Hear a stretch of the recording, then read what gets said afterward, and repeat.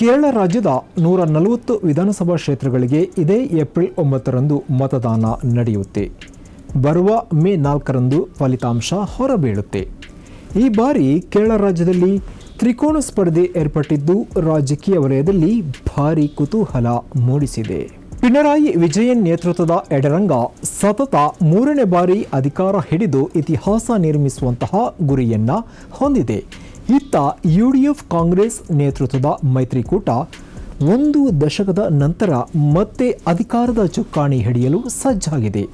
ಈ ಎರಡೂ ಪಕ್ಷಗಳ ನಡುವಿನ ಕಾಳಗದಲ್ಲಿ ಬಿಜೆಪಿ ನೇತೃತ್ವದ ಎನ್ಡಿಎ ಮೈತ್ರಿಕೂಟ ಕೇರಳ ರಾಜ್ಯದಲ್ಲಿ ಪ್ರಬಲ 3ನೇ ಶಕ್ತಿಯಾಗಿ ಹೊರಹೊಮ್ಮೋಕೆ ಪ್ರಯತ್ನ ಮಾಡ್ತಾ ಇದೆ. ಈ ಕುರಿತು ನಡೆದಂತಹ ವಿವಿಧ ಸಮೀಕ್ಷೆಗಳ ಪ್ರಕಾರ ಈ ಬಾರಿ ಸ್ಪರ್ಧೆ ಅತ್ಯಂತ ಕಠಿಣವಾಗಿದೆ.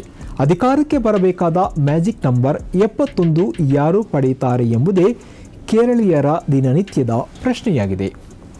ಇನ್ನು ವಿವಿಧ ಸಂಸ್ಥೆಗಳು ಮಾಡಿರುವಂತಹ ಸಮೀಕ್ಷೆಯನ್ನು ರಿಲೀಸ್ ಮಾಡಿರುವಂಥದ್ದು. ಅದನ್ನು ಒಮ್ಮೆ ನೋಡೋದಾದರೆ ಮನೋರಮಾ ನ್ಯೂಸ್ ಸಿ ಔಟರ್ ಮಾಡಿರುವಂತಹ ಸಮೀಕ್ಷೆಯಲ್ಲಿ ಯುಡಿಎಫ್ಗೆ 69ರಿಂದ 81 ಸೀಟುಗಳನ್ನು ನೀಡಿದರೆ ಎಲ್ಡಿಎಫ್ಗೆ 57ರಿಂದ 69 ಸೀಟುಗಳು ಪಡೆಯುತ್ತೆ ಎಂದು ಅಂದಾಜಿಸಲಾಗಿದೆ. ಇನ್ನು ಎನ್ಡಿಎ 1ರಿಂದ 5 ಸೀಟುಗಳನ್ನು ಗಳಿಸಬಹುದು ಎಂದು ಊಹಿಸಲಾಗಿದೆ. ಇನ್ನೊಂದು ಸಂಸ್ಥೆ ಲೋಕ್ಪಾಲ್ ಕೂಡ ಸಮೀಕ್ಷೆಯನ್ನು ನಡೆಸಿದ್ದು ಯುಡಿಎಫ್ಗೆ 77ರಿಂದ 81 ಸೀಟುಗಳು ಎಂದು ಅಂದಾಜು ಮಾಡಿದರೆ ಎಲ್ಡಿಎಫ್ 58ರಿಂದ 62 ಸೀಟುಗಳು ಪಡೆಯುತ್ತೆ ಮತ್ತು ಎನ್ಡಿಎ 1ರಿಂದ 3 ಸೀಟುಗಳು ಗಳಿಸಬಹುದು ಎಂದು ತನ್ನ ಸಮೀಕ್ಷೆಯಲ್ಲಿ ಹೇಳಿರುವಂಥದ್ದು. ಅದೇ ರೀತಿ ನೆಟ್ವರ್ಕ್ 18 ಮತ್ತು ಮಾತೃಭೂಮಿ ಮಾಡಿರುವಂತಹ ಜಂಟಿ ಸಮೀಕ್ಷೆಯಲ್ಲಿ ಯುಡಿಎಫ್ 60ರಿಂದ 75 ಸೀಟುಗಳನ್ನು ಗಳಿಸಿದರೆ ಎಲ್ಡಿಎಫ್ ಕೂಡ 60ರಿಂದ 75 ಕ್ಷೇತ್ರಗಳಲ್ಲಿ ಜಯಗಳಿಸಬಹುದು ಎನ್ನುವ ಮೂಲಕ ಈ ಎರಡು ಕೂಟಗಳ ನಡುವೆ ಸಮಬಲವನ್ನು ಎತ್ತಿ ಹಿಡಿಯಲಾಗಿದೆ. ಎನ್ಡಿಎ ಕೂಡ 2ರಿಂದ 8 ಕ್ಷೇತ್ರದಲ್ಲಿ ಗೆಲುವಿನ ದಡ ಸೇರಬಹುದು ಎಂದು ಇಲ್ಲಿ ಕೂಡ ಅಂದಾಜು ಮಾಡಲಾಗಿದೆ. ಅಂತೂ ಈ ಸಮೀಕ್ಷೆಗಳನ್ನು ಗಮನಿಸಿದರೆ ಯಾವುದೇ ಪಕ್ಷಕ್ಕೆ ಸ್ಪಷ್ಟ ಬಹುಮತ ಸಿಗದೆ ಅತಂತ್ರ ವಿಧಾನಸಭೆ ನಿರ್ಮಾಣ ಆಗುವಂತಹ ಸಾಧ್ಯತೆ ಇಲ್ಲಿ ಕಂಡು ಬರ್ತಾ ಇದೆ. ಇನ್ನು ಜಿಲ್ಲಾವಾರುಗಳಲ್ಲಿ ಪಕ್ಷಗಳು ತನ್ನದೇ ಆದಂತಹ ಅಸ್ತಿತ್ವವನ್ನು ಬೆಳೆಸಿಕೊಂಡಿದೆ. ಅದನ್ನು ನಾವು ನೋಡ್ತಾ ಹೋಗೋದಾದರೆ ಉತ್ತರ ಕೇರಳದಲ್ಲಿ ಮಲಪ್ಪುರಂ ಮತ್ತು ವಯನಾಡ್ ಭಾಗಗಳಲ್ಲಿ ಯುಡಿಎಫ್ನ ಭದ್ರಕೋಟೆಯಾಗಿದೆ. ಇನ್ನು ದಕ್ಷಿಣ ಕೇರಳವನ್ನು ನಾವು ನೋಡಿದಾಗ ತಿರುವನಂತಪುರಂ ಮತ್ತು ಆಲಪ್ಪುಳ ಜಿಲ್ಲೆಗಳಲ್ಲಿ ಎಲ್ಡಿಎಫ್ ತನ್ನ ಹಿಡಿತ ಸಾಧಿಸುವಂತಹ ಸಾಧ್ಯತೆ ಇದೆ. ಇನ್ನು ಮಧ್ಯ ಕೇರಳವನ್ನು ನಾವು ನೋಡಿದಾಗ ಈ ಭಾಗದಲ್ಲಿ ಯುಡಿಎಫ್ ಹೆಚ್ಚಿನ ಸ್ಥಾನಗಳನ್ನು ಗಳಿಸುವಂತಹ ನಿರೀಕ್ಷೆ ಇರುವಂಥದ್ದು. ಇನ್ನು ಕೇರಳದ ಮತದಾರರು ಎಲ್ಡಿಎಫ್ ಸರ್ಕಾರದ ಬಗ್ಗೆ ಮಿಶ್ರ ಪ್ರತಿಕ್ರಿಯೆಯನ್ನು ವ್ಯಕ್ತಪಡಿಸಿದ್ದಾರೆ. ಯಾಕಂದರೆ ಕೇರಳ ರಾಜ್ಯದಲ್ಲಿ ಜಾರಿಗೆ ತಂದಿರುವಂತಹ ಕಲ್ಯಾಣ ಕಾರ್ಯಕ್ರಮಗಳಿಂದ ಸುಮಾರು 43% ಜನರು ಎಲ್ಡಿಎಫ್ಗೆ ಒಲವನ್ನು ಹೊಂದಿದ್ದಾರೆ. ಅದರಲ್ಲೂ ಸಿಎಂ ಪಿಣರಾಯಿ ವಿಜಯನ್ ಇವರ ಜನಪ್ರಿಯತೆ ಇನ್ನೂ ಕೂಡ ಕುಂದಿಲ್ಲ.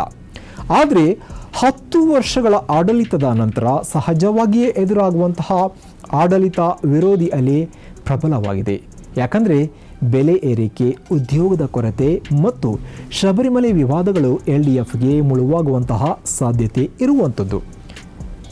ಇತ್ತ ಸುಮಾರು 50% ಹೆಚ್ಚು ಜನರು ಬದಲಾವಣೆ ಬಯಸ್ತಾ ಇದ್ದಾರೆ ಎಂದು ಸಮೀಕ್ಷೆಗಳು ಹೇಳ್ತಾ ಇದೆ.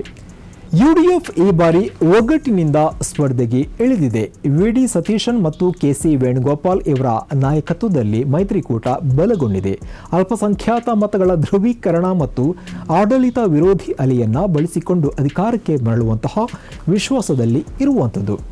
ಇನ್ನು ಬಿಜೆಪಿ ಈ ಬಾರಿ ಕೇವಲ ಸ್ಪರ್ಧೆ ಅಲ್ಲದೆ ಗೆಲುವಿನ ನಿರೀಕ್ಷೆಯಲ್ಲಿದೆ.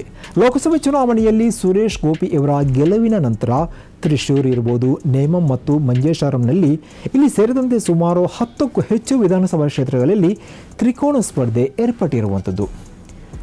ಒಂದು ಸಮೀಕ್ಷೆಯನ್ನು ನೋಡಿದಾಗ ಬಿಜೆಪಿ ಕನಿಷ್ಠ 2ರಿಂದ 5 ಸೀಟುಗಳನ್ನು ಗೆದ್ದರೂ ಕೂಡ ಅದು ಕೇರಳದ ರಾಜಕೀಯ ಸಮೀಕರಣವನ್ನೇ ಬದಲಿಸಿ ಕಿಂಗ್ ಮೇಕರ್ ಆಗಿ ಹೊರಹೊಮ್ಮಬಹುದು ಎಂದು ರಾಜಕೀಯ ವಿಶ್ಲೇಷಕರು ತಮ್ಮ ಅಭಿಪ್ರಾಯವನ್ನು ಇದೇ ವೇಳೆ ವ್ಯಕ್ತಪಡಿಸಿದ್ದಾರೆ. ಅಂತೂ ಈ ವರ್ಷದ ಅಂದರೆ 2026ರ ಕೇರಳ ಚುನಾವಣೆ ಅನಿರೀಕ್ಷಿತ ತಿರುವುಗಳಿಂದ ಕೂಡಿದೆ. ಎಲ್ಡಿಎಫ್ ತನ್ನ ಅಭಿವೃದ್ಧಿ ಮಂತ್ರದ ಮೇಲೆ ನಂಬಿಕೆ ಇಟ್ಟಿದ್ರೆ ಇತ್ತ ಯುಡಿಎಫ್ ಬದಲಾವಣೆಯ ಗಾಳಿಯ ಮೇಲೆ ವಿಶ್ವಾಸ ಇಟ್ಟಿದೆ. ಹೀಗಾಗಿ ಬರುವ ಮೇ 4ರ ಫಲಿತಾಂಶ ಕೇರಳ ರಾಜ್ಯದ ಮುಂದಿನ ರಾಜಕೀಯವನ್ನ ಭವಿಷ್ಯವನ್ನ ನಿರ್ಧಾರ ಮಾಡುತ್ತೆ.